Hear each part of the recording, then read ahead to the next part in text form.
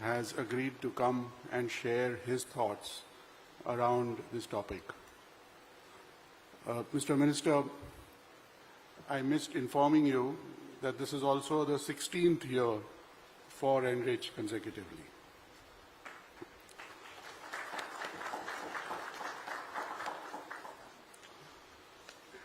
Mr. Minister, under your leadership, the energy sector has continued to deliver progress that is both strategic and far-reaching.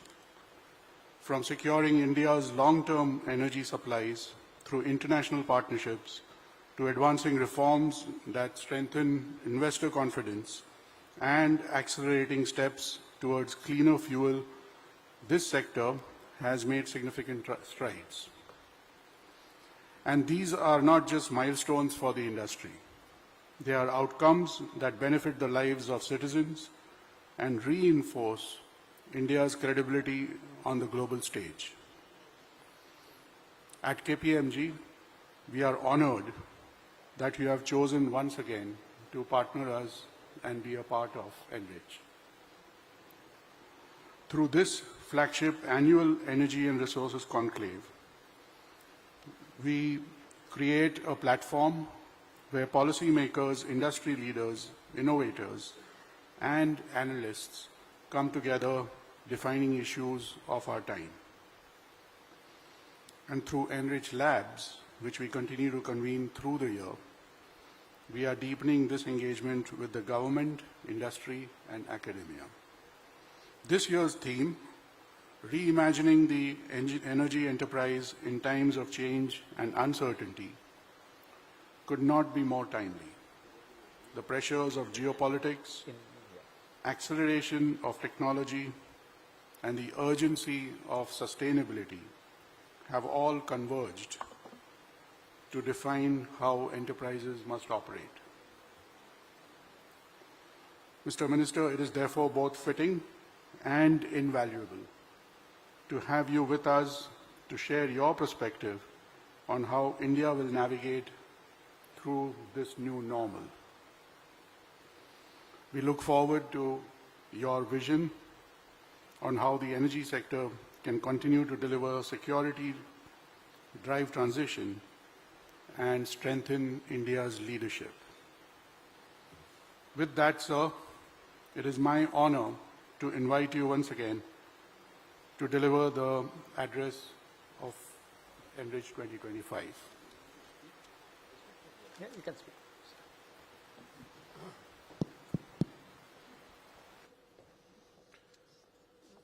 Thank you very much, ESD.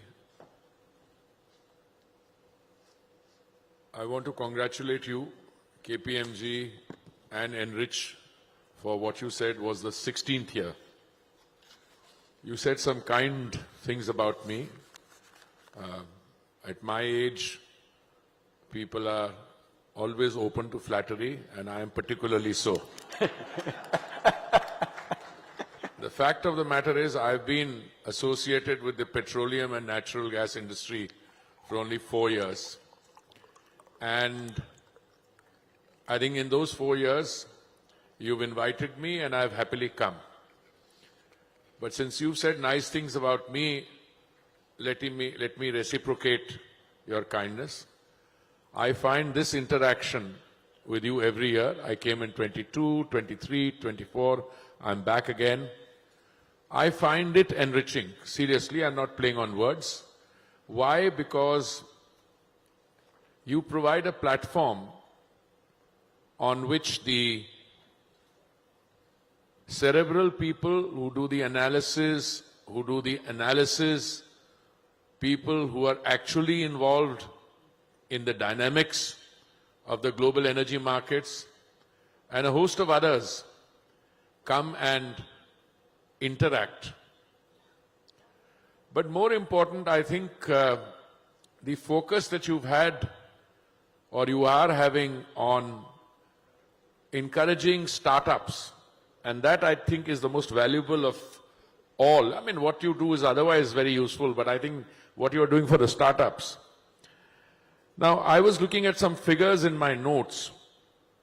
If you look at what's happened to India in terms of providing skills. In 2010, I know we're going to talk about that later, but we had 700 global capability centers. Today we have 1,800 global capability centers.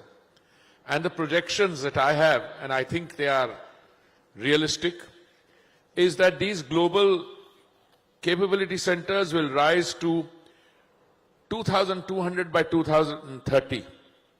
Now, if 50% of the Fortune 500 companies run GCC centers here, and this has gone up from 700 in 2010, and we are employing 1.9 million professionals and generating 65 billions in annual revenue. By 2030, we hope to reach, as I said, 2,200 global capability centers, 2.8 million jobs, and revenues of over 100 billion. Now, the work that the startups have done and are currently doing, I think at the very least it needs to be compiled in one place to show the frontier areas. I'm not just talking about artificial intelligence, machine learning, but the whole range of work that these startups have done. I think you get a pretty good idea. Our association with KPMG is much more broad-based than the energy sector. But I think the energy sector is a good pointer to what we are doing with KPMG also. I don't know what I'm supposed to say in this, you called it a speaking or an inaugural or a keynote, I don't know. But I can tell you 2 or 3 things which come to my mind. The energy sector in India today is characterized by a certain degree of positivity, and I don't mean any one segment. There was one part of the energy matrix which was always regarded as merely a talking point. I mean the E&P sector. Because whenever you spoke of E&P, I shared with you over coffee just now, when we were waiting to come in, that one of the first pious homilies which was given to me by a professional in the sector when I joined in 2021 was, why do you bother about E&P? There's enough oil available in the world, there's enough energy available in the world.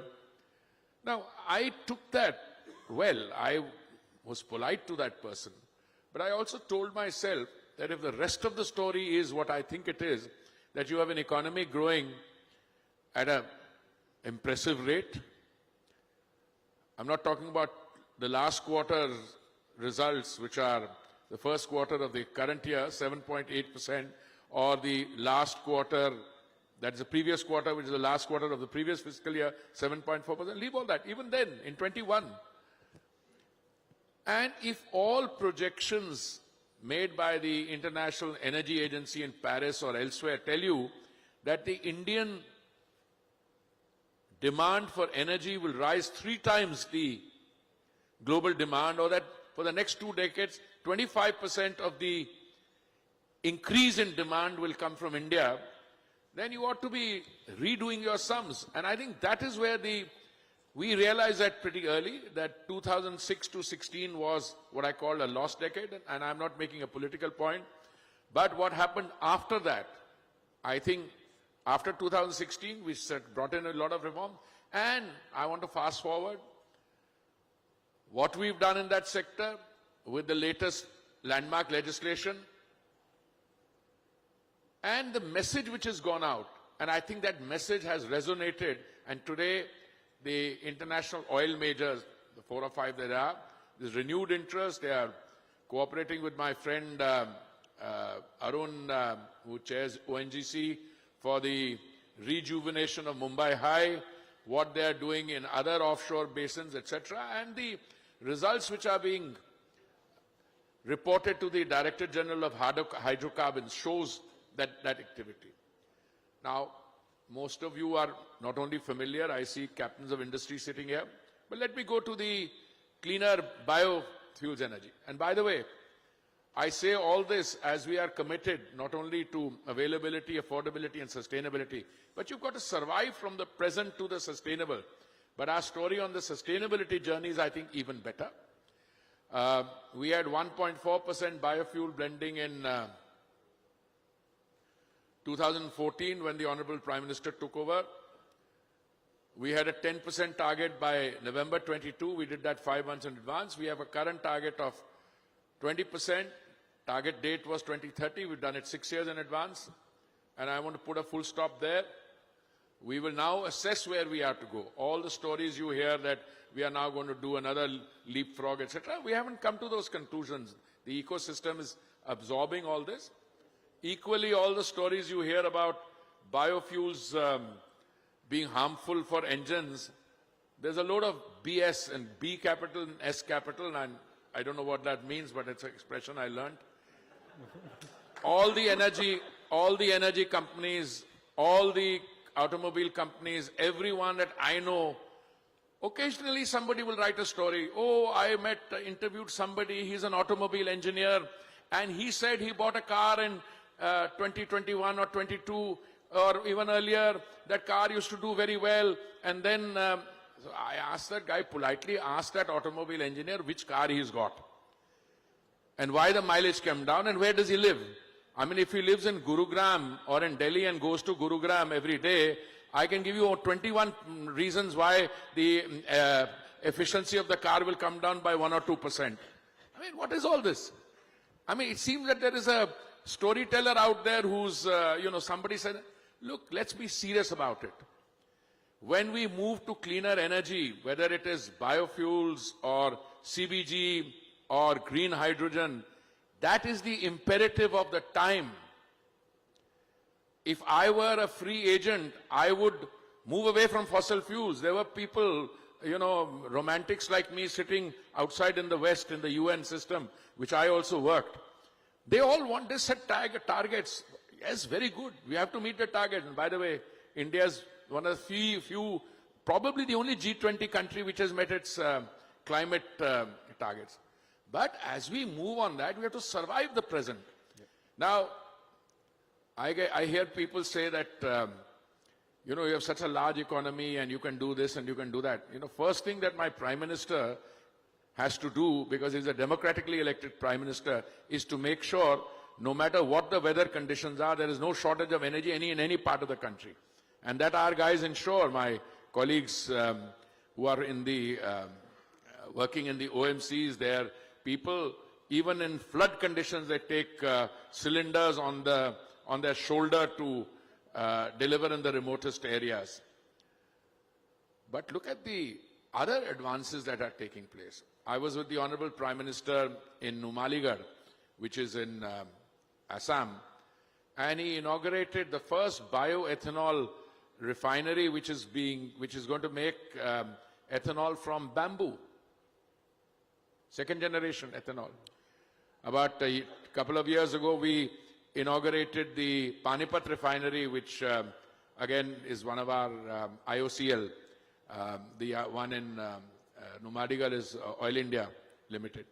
That makes ethanol from agricultural waste there, and this one from bamboo. And there are so many other advances taking place. We don't all talk to them till they are ready, but I'm so encouraged by what I see in terms of laboratory results, in terms of conditions. So India is coming a long way. Our refining capacity, we are already, I think, the 4th largest refiner in the world. We will very soon enhance our current capacity from, I think, 260, 270 million metric tons per annum. We have already arrangements in place till 320. My boss asked me, rightly so, what are you going to do with all the refining capacity? Of course, he forgot to mention that he's the one who's piloting that increase, but maybe he was testing me. I said, we'll make more petrochemicals, and that's the right answer. Because our petchem requirement also today is less, our requirement is high, but our local production and availability is lower than global average. So I think we're doing very well on all fronts. Green hydrogen is a story which I am particularly proud of. What's happening in green hydrogen, I can tell you, when I started, when we started looking at the sector after the Honorable Prime Minister had announced from the ramparts of the Red Fort that he was going to take up green hydrogen in mission mode. That was, I think, 2 years ago. After that, government brought in a PLI scheme. They brought in a rationalization of how different departments in the government would do it. When I used to inquire, I was told that the most economically priced per kilo of green hydrogen anywhere in the world should be about $5.50 or so. We were determined to beat that. I think IOCL floated a tender, which I think one of our companies, L&T, won. They brought it below $4. And after that, I think HPCL floated a second tender, which was won by somebody outside. They brought it even lower. I think we're at about $3 something now, $3.50 or even below. 3.50, 3.75. I'm very sure that when these tenders are replicated and scaled up, otherwise the price will come below $3, and I can tell you once it comes to what, $2.5 per kilogram, you know, we spend $150 billion on energy imports. You'll see the massive shift that will take place to green hydrogen. Because all that green hydrogen produces is water vapor in terms of that. I know that path has been difficult. I was in Nagaland, Assam, the other day, people were saying we wasted so much time on this and that. That's part of learning. That's part of learning. If you could reach green hydrogen from the day you start and do a hop, step and jump, it would be easy. But, you know, the learning curve is there. But I think I want to conclude my comments by saying the work you are doing on the startups is truly, truly commendable. Because I look at the numbers, I look at what they've done, my request to you is please produce a compendium. No, not necessarily everyone. Some of them may not want it because they don't have proprietary, their intellectual property. But talk to them. I think they'd be all happy to figure in a compendium like that, and that would be digitally available. It adds to the knowledge base. Work we are doing in all the sectors, ENP, transition, sustainability, newer and newer technologies. I mean, some of them I can't share with. I can tell you, you'll be surprised at the areas which we are going. And then finally, the Prime Minister on 15th August of 2025, he announced a deep water mission. And I think that itself shows you the priorities. And it's not just looking for oil and gas there, but the products of, you know, what you call it, a blue economy. I mean, these are waiting to be harnessed. There was a time I used to work on them. And today we are in a situation, I know I've got my friends from the fire brigade here. They're always looking for a particular kind of story, which these days I'm not obliging them. Where are you guys here? Raise your hands. They're there. One or two of them are there. No, look, the fact of the matter is that the world in which we live, it is undergoing some turbulence. And I'm putting it mildly. The fact is, we deal with the issues that we have direct control on.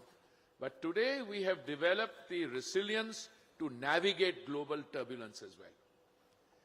Partly because there is enough oil available in the world. I mean, there's more and more oil coming onto the markets from the Western Hemisphere in particular. There's more gas which is going to be coming on the global markets come 26, 27 onwards. That's availability. And no matter what you do, I mean, you can't control it and say we hold it back. No, the guy who's invested has to produce. Otherwise, if the transition takes place, you're left with your asset underground. So I think that is taking place. And the third thing, I think on all other related fronts, we are, if not ahead of the curve, but we are definitely helping shape the way things go. So I want to thank you for your cooperation. I've given you some of my thoughts, partly rambling, but when I came here, I looked around and said, what is it that I can tell them? And I'm open to any questions that you might have. Thank you very much. Thank you, sir. So we want you to launch our TL thought leadership on how the GCCs are becoming the nerve center of the energy enterprise. And especially in this AI age, what is happening, what used to be the front office and back office are no longer Oh, you got it. are no longer distinguishable. You know, they're all coming together. And India is the place, as you mentioned, where all of it can come together, not just for individual functions, for all of that together. This is something which we believe very sincerely, and we believe that by 2030, which is what we are calling out in the thought leadership, we are going to see a complete reshape with India being at the center of it and the GCCs being the center of that massive reimagination of the energy enterprise, which is why the conference has the title Reimagining the Energy Enterprise. No, I first of all, I can only applaud what you're doing. And you and the other international groups, consulting companies, other people, and I have a figure somewhere that half the 500 Fortune companies have their GCCs here. And I think reimagining the energy enterprise is a very apt theme for this year's discussion. I say that for a variety of reasons. You know, I've been a student of historical change, and I always look at continuity and change. But sometimes the continuity we take for granted and we don't see the change. But today I think reimagining is a better term because there's complete quantum jumps taking place in how you deal with some of them. When we were in Numaligarh yesterday, my boss was talking about, bamboo cultivation, and he was talking about, genetic interventions on that. He was talking about how you could, processes, how these are. Now, if you've got a lot of professional people looking at these issues, now I'm moving away from India. These global capability centers are not serving India. I mean, they serve India, yes. I mean, they are located in India. But in any ways, this is something in India which is serving the world. Because these Fortune 500 companies, the bigger names, etc., they use the output or the product of that work in enterprises all over. No, I think that is the change taking place. I mean, we talked about globalization in an earlier phase many decades ago, when you thought the world is independent. It is. Global trade, the exchange of goods and services. But where technology and skills come in, I think the reimagining, and for India to be part of that, is both a matter of quiet reassurance. I choose my words very carefully. And also, you believe that you are producing, I mean, I don't know what, I had a figure of 1.9 million staff. Now, if those people are working in the best of world conditions, that's saying quite a lot. And they're producing and they'll learn. I mean, somebody once told me, you brain drain ho gaya, people go outside. I say, hey, wait a minute. Many of them come back, they give ideas back. And the world of ideas and the technology and the skills, they can't be stopped at border measures. I mean, even services cannot be stopped. I mean, goods when they cross borders can be taxed or, you can put tariffs on them. But when services are there, you can supply them remote. You don't need rights of establishment there. When it comes to skills and these kinds of technology breakthroughs, I think that reimagining theme and the fact that what you can do sitting in Pune or Bangalore or wherever the centers are, and you could have the benefit accruing to you equally. You could end up having if you have a conglomerate somewhere, a big physics laboratory in Geneva and CERN is one. Yeah, that's a physical thing. But you can do a lot of research outside. Equally, you do Silicon Valley, but you could also produce that in, let's say, in Thailand or in India or somewhere. I'm saying that is the change, fundamental change that is coming through. Absolutely, sir. And we are seeing a lot of that. What we are also seeing is those faculties, various things, research, engineering, coupled with a lot of other capabilities coming together and causing that reimagination. One thing, sir, what we have thrown a challenge to ourselves as well as to the industry is to induct the whole startup ecosystem into the innovation ecosystem, into their whole You processes. please induct them, but just don't bureaucratize them. Yeah. Well, I always worry. I sometimes get excellent people from the marketplace who are, brilliant when you talk to them, interactive ideas, and they all remain. They retain their inherent vibrant qualities. But when you take a whole system and make it part of that, and you and also a little bit of bureaucracy. So use them in the best possible way. I think the strength of these. I hope they don't mind my using word, footloose, or, they have the freedom to, I have a friend who's a very famous author, and, he also had a job in the university and in New York. And he tells me, actually, you get more original ideas sitting in the cafeterias outside Paris where intelligent people talk, than you would get in a controlled intellectual property generating environment in a university. I mean, I just had that kind of thought in mind. Yes, and actually that happens in Bangalore. Absolutely. My daughter lives in Bangalore, and all she's overhearing is conversations around some of these. No, you get ideas. affected. You get affected. I mean, for instance, we have a saying that any minister is only as good as his PS. Good, that's good, because I'm not saying very. No, hold on. But a PS also does well when he has a good minister. So I mean, it works both ways. No, because if you are in the company of intelligent people, I know you got my friend here. Anybody with him, he'll learn. He'll get inspired. No, he's smiling. No, its fact is, by association, learning is not a formal process only.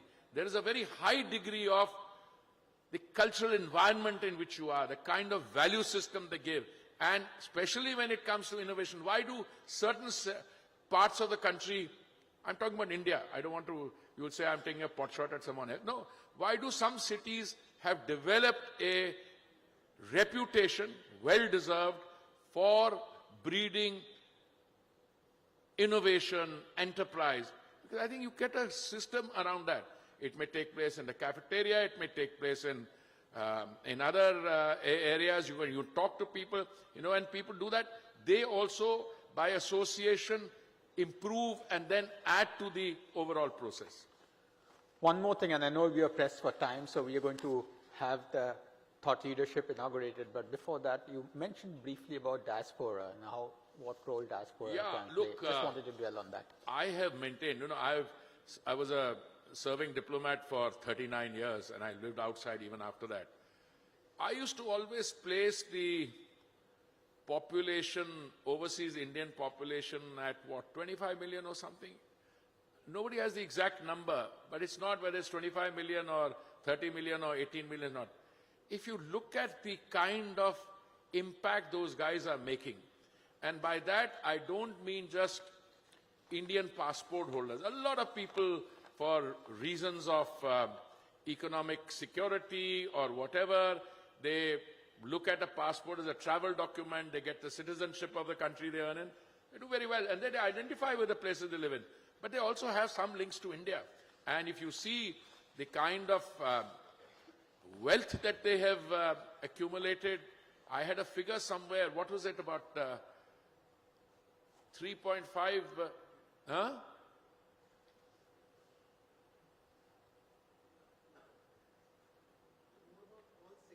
Yeah.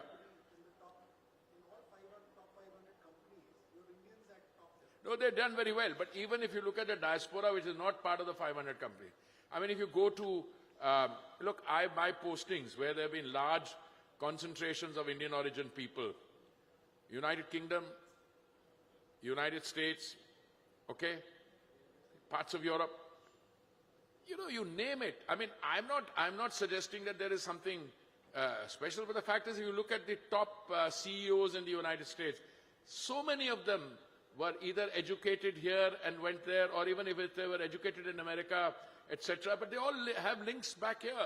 Look at the medical profession. When I was ambassador to the UN in New York, I used to have a once-a-year dinner at my residence for all those very high-class, surgeons and physicians. It's very necessary, because if you have somebody coming from India and needs to be attended quickly, those friendships come in even more handy. Pick up a phone and you say, oh yeah, send him tomorrow morning, no matter what the list is.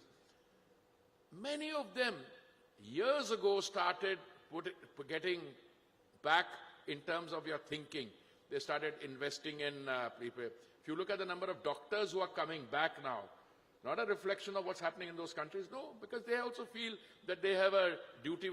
If you look at the IIT graduates who went out, the IIM graduates, people from the pure science world, many of them are now, that interactive process is there.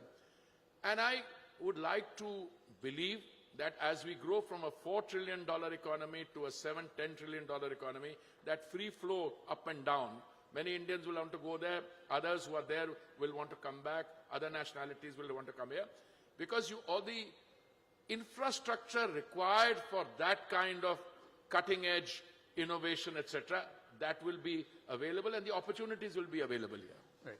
Yes, see. Mr. Minister, thank you very much.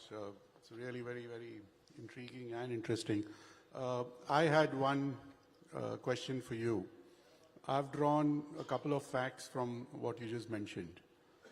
One of the facts is we are growing at 7.8 Last quarter, I mean. quarter one. Another fact is there is global turbulence. Global? Turbulence. Absolutely. We, as a nation, individually, and particularly you and I, are very proud of the economic resilience that we've demonstrated. How do you see that translating into our strength going forward? See, rates of growth are only one part of it. GDP will increase. Will it increase fast enough? As the cynics tell me, no, if you don't grow between 8 and 9%, you will, what did they call it? Middle income trap. It's a load of so-and-so. First of all, if you want to grow, we call it Viksit Bharat or a developed country. What it takes to be a developed country in Western Europe or any other high-cost economy for the welfare of your citizens is not the same as in here. I mean, you pay, I know, some kind of equalization takes place, but you want to set up an industry in one very important country which is going to be great again. It costs $3,000 to employ a plumber or an electrician. 300,000, not 3,000, $300,000 a year. Now, if I am somebody wanting to set up an industry anywhere in the world, and that's what global decision making is all about. You see, if I get raw material, let's say in country, hypothetically, Vietnam, and what is the cost of there? Is it cheaper for me to get the raw material from there and bring it to another place, or can I do it there? All these decisions ultimately will have to be factored in. So what you say is correct. We have today a situation where we can say this quarter was 7.8, last one was 7.4. Moody's, I think, no, S&P upgraded us after 18 years. So all I say is that, when people throw statistics at me, in the university we were told there are lies, damn lies and statistics. I don't believe that anymore. If the statistics are coming from a reasonably good, broad basis, you're okay. You're okay. So I think, yes, you're absolutely on target. We will grow. I don't know if the decision making continues to be of the kind we have now. You were talking about global turbulence. I think what the Honorable Prime Minister has demonstrated, we can utilize this turbulence to be an advantage. That's what you were also talking about. When we were sitting outside, did I say it to you, or now I'm growing old? I think we said we are beginning to develop an understanding of the hidden depth of our potential. And that potential is coming out, whether it's biotechnology, whether it is in the digital world. I mean, who would have thought 10 years ago what we are doing today? I mean, in terms of the, your payment systems that you are setting up. I traveled, 39 years I was a diplomat, 14 years I was an ambassador, and I used to have these phones then also. But You have a transaction here, and 2 minutes it comes back on your phone. It doesn't happen anywhere else in the world. I mean, there are little features. So India is learning, India is providing. You go to the remotest part of the rural countryside, and we were there in Nagaland and Assam and parts area. Every little school girl has got a phone. It's got there's a revolution taking place. Now, how will that translate into the kind of society we become? And that is where I think we are on reasonably good ground. Because you cannot have different parts of the country growing. Now, the thing that gives me most satisfaction is in the last few years, we have lifted 270 million people out of multidimensional poverty. That is a fact. And, you know, when I was ambassador in New York, permanent representative of the UN, we were just finishing the MDGs and starting work on SDGs. And about the MDGs, the Millennium Development Goals, they said, well, you know, MDGs succeeded because one large country, they meant China, succeeded in lifting hundreds of millions of people out of poverty with a little help from India, Nigeria, and so on. When it comes from the MDGs to the SDGs, Sustainable Development Goals, we took care to do two things. One is the MDGs were conceptualized in the think tank of the West, in the OECD. So a lot of it was, you must do this, you must do this, there's prescriptive. If you want to do this, you must achieve this. Whereas the Sustainable Development Goals, we wanted to be from the grassroots level upwards. And once the SDGs started, I mean, we had those goals outlined and the subsidiary objectives, it became clear the SDGs will succeed if India succeeds. And because India is succeeding, and you can see the Indian success story all over, the SDGs are also succeeding. Because China is already there. It's technically, they call themselves a developing country. It's the second largest economy in the world. I mean, make no mistakes. But India is not only just succeeding, there's something else happening. Which are the countries with which or against whom we compete? I don't like the word competing again. But which are the countries with which we are normally held in comparison? All right, the UK, when we became the 5th largest economy, we overtook the UK. When we became the 4th largest economy, we overtook Japan. And in a few months' time, we will overtake Germany at this rate of growth. If the next quarter is equally good, at least my oil companies tell me it will be good, so I hold them to it if they're not. But UK, Japan, Germany, at what rate are those countries growing? I'm not singling them out. They're all growing between 0 and 2%. And you're growing between last quarter 7.8%, previous 7.4%. It's a different ballgame. So if this continues at this rate, first, I think this 2047, Viksit Bharat 2047 is just a date, bit earlier. But you will have a GDP of a size which enables your per capita income to grow, to give you the same set of conditions which people have in the developed world. Now, development is not defined anywhere. Underdevelopment is. I mean, you can be a least developed country, you are 37 or 38 of them are listed in the UN. You can graduate from that to being a developing country. But from developing to being a developed country, that's what you're doing now. And I think, Yazdi, that is the process. Sorry, I've given you a very long-winded answer, but... Thank you. No, I think that's part of that we are traveling. It's phenomenal. You know, you mentioned many things, scale, talent, and now technology all coming together to make the difference. And as we have called out, the GCCs are becoming the center of that. That's not the only dimension of the Indian economy, but it's a key dimension which needs to be built upon. So may I request now for you to kind of launch the thought leadership. I'll also call upon my colleagues, Shalini Pillai, Akhilesh Tuteja, and Siddharth Malviya to come on the stage. Shalini leads our GCC practice. Siddharth leads the energy GCC practice. And Akhilesh, you've met, is the head of clients and markets. So we're going to request you to release the tier. Wonderful comments. Absolutely, absolutely.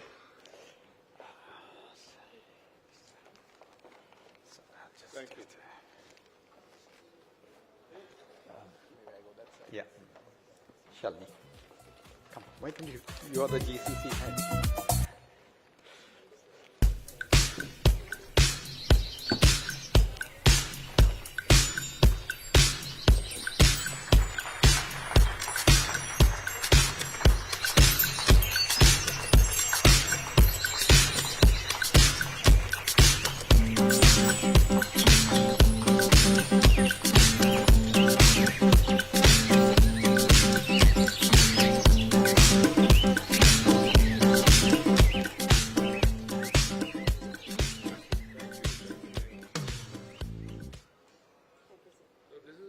उसका जो आपने startups जो किया है, that's fantastic. We'll build on that, so there's more distance to cover. I mean, I'll come and brief you on how we can really scale that up. I'm just giving you an idea, so. Yes, absolutely.